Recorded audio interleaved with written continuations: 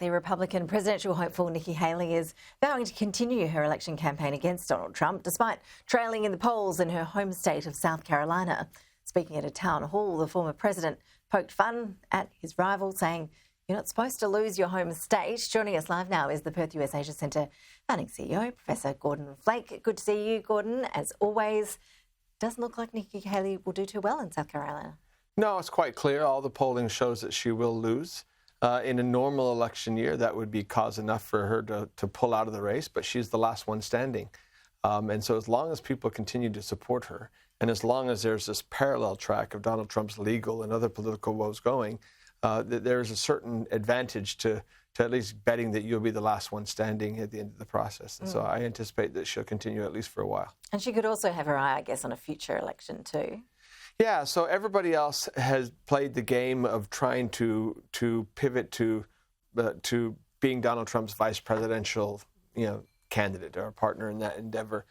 She, at this point, has pretty much burned those bridges, and so I think is one of the few, her and Chris Christie and the others, that are clearly setting themselves up for a post-Trump Republican Party. And the other strategy of maybe something happens to Trump or he can't stand, that's something that isn't actually out of the realm of possibility, considering all the legal woes that he's facing.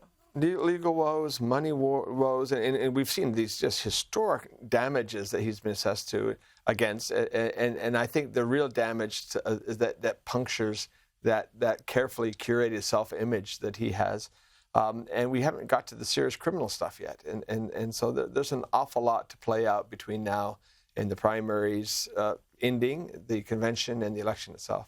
It's an understatement to say that that's going to be a real distraction for Donald Trump during the campaign. No question. I wanted to ask you about some politics closer to home. We had the Indonesia election recently. How do you see Australian-Indonesian relations progressing from this point under the new president-elect? More continuity than change. So the current president, Joko Widodo, has made it clear that he favored the now presumed president-elect Prabowo. In fact, his own son is running and ran as the vice presidential candidate on that ticket under now presumed to be president-elect Prabowo. And so again, there's a lot of continuity there. Former General Prabowo had some serious concerns about his involvement in Timor and human rights in the army in the past. And so it wasn't until 2014 when Australia lifted a visa ban on him, but that's now been a decade. And so he's now, having been defense minister in the current government, a close partner with Australia in many of the security issues we've been working with in the area. So I see a lot more continuity than change. It's really a continuation of the Joko Widodo presidency. And the question really is going to be how much influence he has going forward. And border security might be an issue that Australia is keen to raise. We saw that boatload of asylum seekers arriving. Some 39 men were temporarily in Western Australia before being shipped off to Nauru. It's believed that they left from Indonesia. As we know, living in Western Australia, that part of the coastline is pretty bare bones, but everyone's asking why weren't they detected by the Border Force? I just spent the last 10 days on our coastline in the most populated part, and I barely saw another person, and that's way up in the north, and there's nothing there. Look, the reality is this is not going to be an issue, I think, in Australia-Indonesia relations. It's an issue in terms of our own domestic politics, but in a quick scan of all the stories in the last week, Indonesia is barely mentioned because the refugees themselves weren't from Indonesia.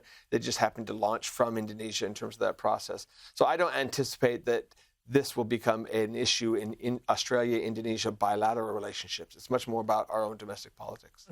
And you can bet that the domestic political debate will fire up again on that next week when Parliament resumes. Gordon Flake, always good to see you. Thanks for your time. My pleasure. Thank you.